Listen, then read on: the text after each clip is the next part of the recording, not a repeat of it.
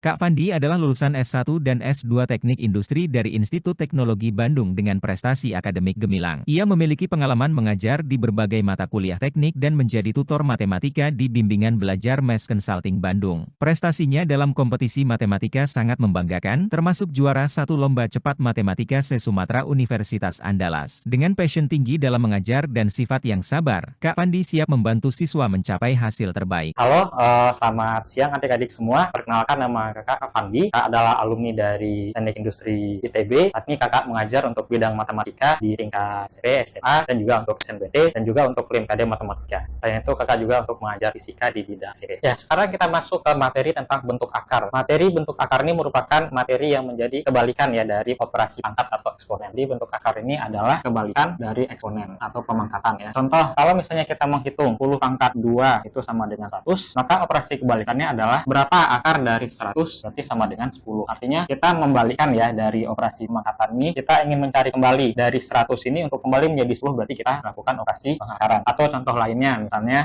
6 pangkat 3 sama dengan 216. Nah, 216 kalau kita akar pangkat 3 kan, berarti akan menghasilkan kebalikannya itu menjadi 6. Jadi secara umum kalau di operasi eksponen kita mengenal operasinya itu misalnya jika A pangkat N itu sama dengan B, maka akar pangkat N dari B itu sama dengan A, di mana N-nya adalah indeksnya berapa, B-nya adalah bilangan basis atau yang akan kita akarkan, sedangkan A-nya adalah hasil. Ya, jadi itu secara umum bentuk umum dari bentuk operasi akar. Sehingga kalau kita lakukan operasi pangkat, sebenarnya ini juga berkaitan ya antara akar dengan proses eksponen ini. Kalau misalnya A pangkat N ini kita pangkatkan 1/n dan B juga kita pangkatkan 1/n, maka A pangkat N dikali 1/n ini akan menjadi A sama dengan B pangkat 1/n. Jadi B pangkat 1/n ini akan sama dengan akar pangkat N dari B. Jadi operasi akar itu sebenarnya adalah operasi eksponen yang dipangkat 1/n. Nah, dalam operasi bentuk akar ini ada beberapa sifat yang harus kita pahami. Yang pertama kita harus pahami dulu bahwa ada namanya akar-akar yang senama. Apa akar-akar senama? Itu adalah akar-akar yang memiliki indeks pangkat yang sama. Contohnya seperti apa? Misalnya akar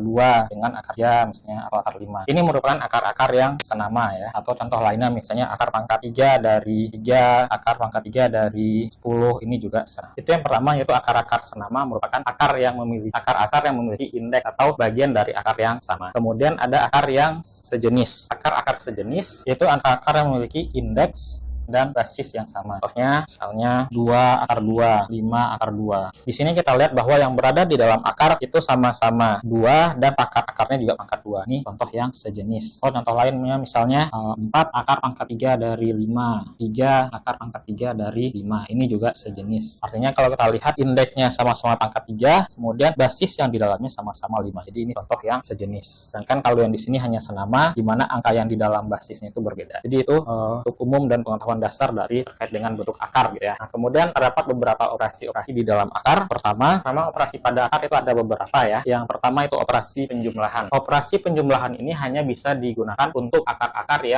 yang sejenis ya, di mana kita akan menjumlahkan bilangan kuisien bulat dari akar tersebut. Misalnya seperti ini.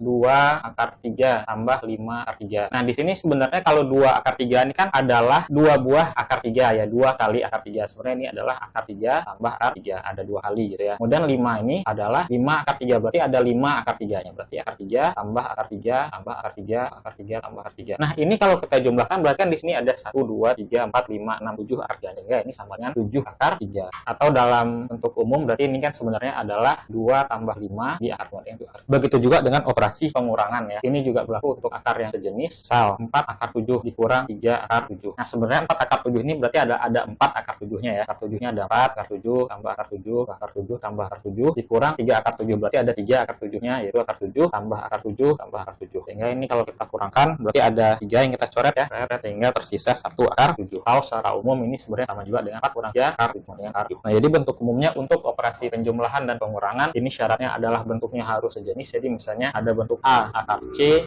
tambah B akar C, maka akan sama dengan A tambah B dikali akar C. Begitu juga kalau untuk operasi pengurangan. Ini kalau A akar C kurang B akar C berarti A kurang B kemudian di akar dikalikan C. Jadi untuk yang sejenis. Nah, bagaimana kalau misalnya tidak sejenis? Artinya ini tidak bisa kita jumlahkan. Misalnya 2 akar 3 tambah 4 akar 7. Nah, berarti ini kan tetap tidak akan bisa digabungkan satu sama lain. Karena 2 akar 3 sebenarnya adalah akar 3 tambah akar 3. Sedangkan 4 akar 7 adalah akar 7-nya ada sebanyak. Sehingga ini akan tidak bisa digabung satu sama lain. Sehingga tetap akan menjadi 2 akar 3 tambah 4 akar 7. Jadi itu untuk yang operasi yang pertama. Itu berkaitan dengan operasi penjumlahan dan pengurangan. Kemudian berikutnya adalah operasi perkalian. Operasi perkalian pada bentuk operasi kalian. Ada beberapa jenis. Yang pertama perkalian bilangan real dengan bentuk akar. Contohnya, misal kita ingin mengalihkan 2 akar 3 dikali 5. 2 akar 3 dikali 5 sebenarnya 2 akar 3 ini adalah 2 dikali akar 3 sehingga dikali lagi. Sehingga yang bisa kita kalikan adalah berarti 2 dikali 5 menjadi 10 akar 3 10 akar 3. Atau untuk lainnya misalnya 3 akar pangkat 3 dari 5 dikali 6 misalnya. Berarti yang bisa kita kalikan adalah bilangan bulatnya 3 dengan 6 kita kalikan 3 kali 6 dikali akar pangkat 3 dari 5 sama dengan 18 akar pangkat 3 dari 5. Sehingga kita peroleh secara umum untuk operasi bilangan real dengan bentuk akar. Misal kalau kita memiliki A akar B, jika dikalikan dengan suatu bilangan C, maka akan menjadi AC akar B. Itu untuk bilangan real dengan bentuk akar. Kemudian bagaimana perkalian antara bentuk akar dan bentuk akar lainnya? Ini hanya bisa dilakukan untuk bentuk akar yang senama ya. Misal 3 akar 2 dikali 5 akar 2. Artinya di sini 3 kita kalikan dengan 5, 3 kali 5 kali akar 2 kali akar 2. 3 kali 5 15. Kemudian yang berada di akar yang sama bisa kita kalikan, kita gabungkan menjadi akar yang sama. Jadinya akar 2 kali 2 sama dengan 15 dikali 2 kali 2 berarti 4 diakarkan menjadi 2 sama dengan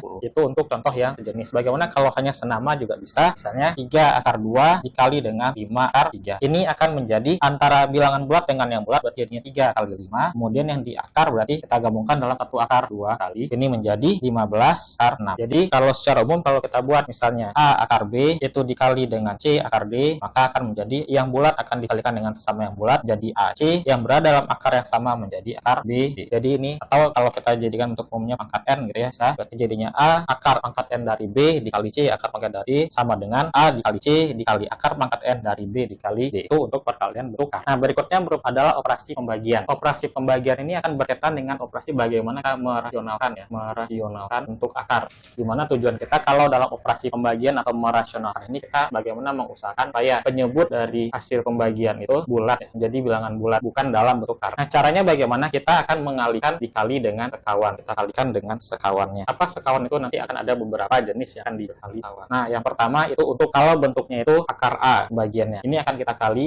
sekawan yaitu juga akar A. Misal kalau kita punya 2 dibagi atau 2 per akar 5. Nah, bentuk seperti ini harus kita rasionalkan dengan mengalihkan dengan sama akar 5. Ini akan menjadi dikali dengan akar 5 per akar 5. Ini merupakan bentuk yang sebenarnya tidak akan merubah nilai secara umum ya, karena akar 5 per akar 5 ini kan sebenarnya kan 1 ya. Jadi ini hanya strategi untuk bagaimana menghilangkan akar yang berada pada penyebut yang di bawah. Jadi ini kita kali dengan akar 5 dikali akar 5, di mana ini kan sebenarnya nilainya tetap 1 ya. Jadi yang pembilang di atas kita kali akar 5 menjadi 2 akar 5 per yang di bawah akar 5 dikali akar 5 berarti menjadi 5 sama dengan 2 per 5 akar. Jadi kalau bentuknya misalnya seperti ini, hanya B akar A, maka caranya adalah kita kali dengan akar A per akar A sama dengan B per A akar A. Kemudian bentuk akar yang kedua itu adalah kalau misalnya ada satu penjumlahan bilangan dengan sebuah akar, misalnya A tambah akar B. Ini kita kali dengan sekawannya, yaitu A bentuknya ini A akar B, ini tandanya tambah, maka sekawannya adalah min ya, min akar B. Berarti kebalikan nanti kalau misalnya kita temui bentuknya itu negatif, misalnya kalau A dikurang akar B, maka sekawannya adalah tandanya di sini menjadi tanda plus. Misalnya 4 per 2 tambah akar 3. Nah, untuk merasionalkan bentuk pembagian ini, kita kali dengan pecahan yang sekawannya. Berarti ini menjadi dikali dengan 2 min akar 3. Di bawah juga 2 min akar 3. Nah, bagaimana ini perkaliannya? Yang di atas berarti ini menjadi 4 dikali 2 min akar 3. Yang di bawah jadi 2 tambah akar 3 per 2 kurang akar 3. Nah, ini bentuknya merupakan bentuk yang kita kalikan ya,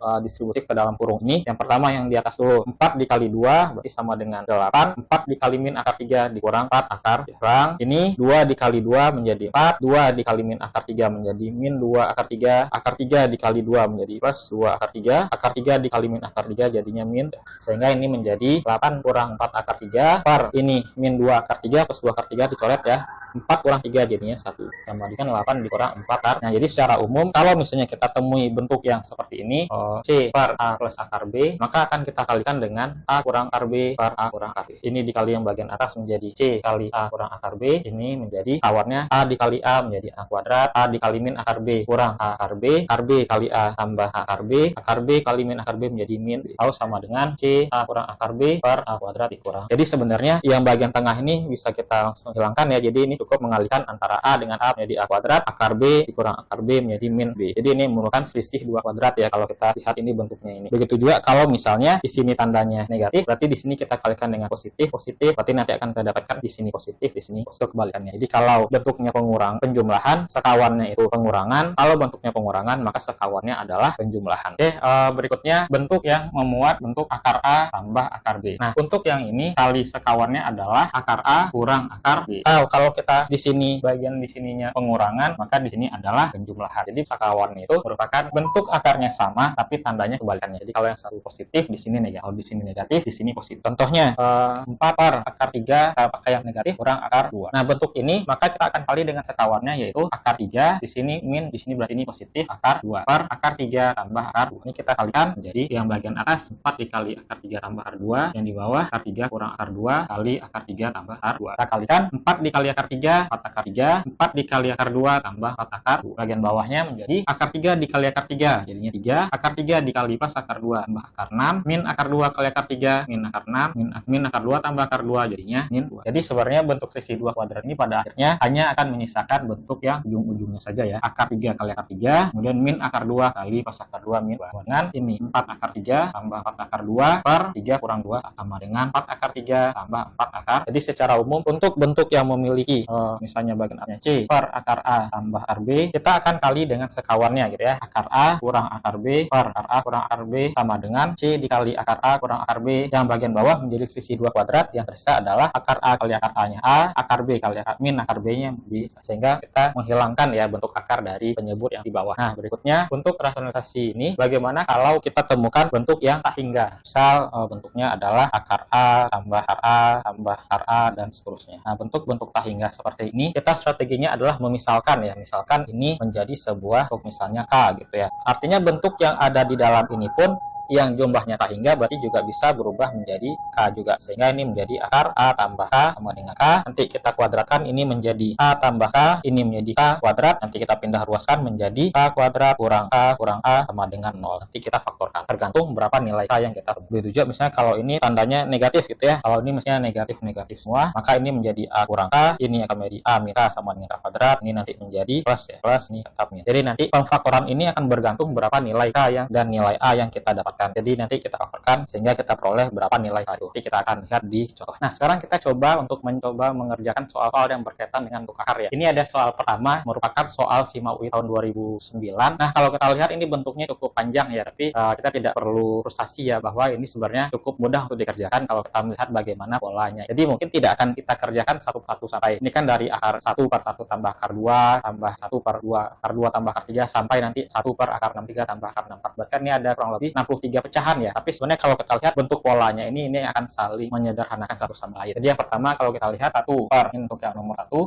per 1 tambah akar 2 ini kalau kita kalikan dengan sekawarnya apa? Yaitu akar 2 dikurang 1 per akar 2 dikurang 1. Yang bagian atas ini menjadi akar 2 kurang 1 per. Nah, yang bagian bawah ini kan merupakan selisih 2 kuadrat ya. Yang dimana ini adalah A tambah akar B, akar B kurang A. Berarti nanti akan menjadi B dikurang A, sehingga ini akan menjadi akar 2 kuadrat dikurang 1 kuadrat sama dengan akar 2 kurang 1 per akar 2 kuadrat, berarti 2 kurang 1, jadi ini menjadi akar 2 kurang. Kemudian saat pecahan kedua, 1 per akar 2 tambah akar 3. Ini apa sekawannya? Akar 3 kurang akar 2 per 3 kurang akar 2. Ini kita kalikan, berarti ini menjadi yang bagian atas bilangnya akar 3 kurang akar 2 per yang di bawah ini menjadi akar 3 kuadrat kurang akar 2 kuadrat. Yang bagian atas akar 3 kurang akar 2 per akar 3 kuadrat menjadi 3 kurang 2. 3 kurang 2 1, berarti ini menjadi akar 3 kurang akar 2. Lanjut, kalau kita coba lihat lagi bentuk berikutnya, 1 per akar 3 tambah akar 4. Ini kita kali sekawannya akar 4 kurang akar 3. Nanti akan kita dapatkan menjadi akar 4 kurang akar 3. Di bawahnya menjadi 4 kurang 3 yaitu 1. Jadi menjadi akar 4 kurang akar dan seterusnya. Nanti kalau kita lihat ini sebenarnya bentuknya akan saling berkaitan ya. Yang bagian atas akar 2 kurang 1, ini akar 3 kurang akar 2, ini akar 4 kurang akar 3, sehingga bentuk yang terakhir dapat kita prediksi ya, 1 per akar 63 tambah akar 64 ini kita kalikan sekawannya berarti akar 64 kurang akar 63 per akar 64 kurang akar 63 sama dengan akar 64 kurang akar 6. Nah, jadi bentuk yang panjang tadi kalau kita rubah setelah bentuknya rasional ya, yang awalnya 1 per 1 tambah akar 2 tambah 1 per akar 2 tambah akar 3 tambah 1 per akar 4 sampai nanti terakhirnya akar 63 tambah akar 64 ini berubah menjadi yang pertama menjadi akar 2 kurang 1, yang kedua menjadi tambah akar 3 kurang akar 2, yang ketiga menjadi akar 4 kurang akar 3, dan seterusnya sampai yang terakhir ini menjadi akar 64 kurang akar 6. Nah, kalau kita lihat bentuknya satu sama lain akan saling menghabisi ya. Kalau kita lihat akar 2 di bentuk pertama akan ada min akar 2 di bentuk berikutnya, berarti ini bisa kita coret. Akar 3 di bentuk kedua ada min di bentuk berikutnya, berarti ini bisa kita coret, dan seterusnya sampai nanti akar 4 di bentuk berikutnya sampai yang terakhir adalah akar 63 juga kita coret. Sehingga bentuk ini menjadi sederhana, yang tersisa adalah ujung-ujungnya saja. Di sini min 1, di sini akar 64. Akar 64 berapa? 8. Dia menjadi min 1 tambah 8 sama dengan 7. Jadi untuk bentuknya jawabannya adalah yang D ya. Oke, berikutnya soal kedua, yaitu soal ujian UGM tahun 2016. Jika 1 per akar 2 tambah akar 3 tambah akar 5, kita rubah bentuknya menjadi A akar 2 tambah B akar 3 tambah C akar 30 per 12, maka tentukan berapa nilai A tambah B tambah C-nya berapa. Nah, artinya di sini kita akan merasionalkan ya bentuk pecahan akar ini menjadi bentuk di mana penyebutnya tidak lagi memuat tanda akar. Nah, bagaimana caranya? Kita akan mengalihkan dengan sekawannya. Nah, karena ini ada bentuknya ada 3, jadi kita coba kelompokkan terlebih dahulu menjadi 2 bentuk saja. Jadi misalnya akar 2 dan akar 3 kita gabung dalam satu huruf. Sehingga 1 per akar 3 tambah 2 tambah akar 3 tambah akar 5 ini kita kali dengan, berarti ini menjadi satu kesatuan ya. Berarti sekawannya berubah menjadi akar 2 tambah akar 3 min akar 5, yang di bawah juga di akar 3, akar 2 tambah akar 3 min akar. Nah, bagaimana itu bentuknya? Ini kita kalikan, berarti yang bagian atas adalah akar 2 tambah akar 3 kurang akar 5, yang di bawah selisih 2 kuadratnya berarti ini kuadrat, akar 2 tambah akar 3 kuadrat dikurang akar 5 kuadrat. Nah, artinya bentuk yang di bawah ini masih belum selesai ya kita operasikan. Yang ini kita kuadratkan, ini juga kita kuadratkan. Bagian atas akar 2 tambah akar 3 kurang akar 5, yang di bawah ini kuadrat, berarti akar 2. Kita coba di sini aja. Akar 2 tambah akar 3 kuadrat itu apa? Berarti sama dengan akar 2 tambah akar 3 dikali akar 2 tambah akar 3. Akar 2 kali akar 2, 2. Akar 2 kali akar 3, akar 6. Akar 3 kali akar 2, akar 6. Akar 3 kali akar 3 jadinya 3. Sama dengan 2 tambah 3, 5. Akar 6 tambah akar 6, 2 akar. Jadi hasil kuadratnya menjadi 5 tambah 2 akar 6 dikurang akar 5 kuadrat, berarti dikurang. Jadi ini kita coret, tersisa bagian atas akar 2 tambah akar 3 kurang akar 5 per yang di bawahnya 2 akar 6. Nah, apakah ini sudah memenuhi bentuk ini? Ternyata belum ya. Di sini masih 2 akar 6, ya ini 12. Nah, kalau kita lihat ini supaya akar 2 akar 6 ini menjadi 12, apa yang harus lakukan? Kita kali dengan akar 6 ya, supaya menjadi bagian bawahnya 12. Jadi kita kalikan ini bagian atas akar 2 kali akar 6, akar 12, akar 3 kali akar 6, akar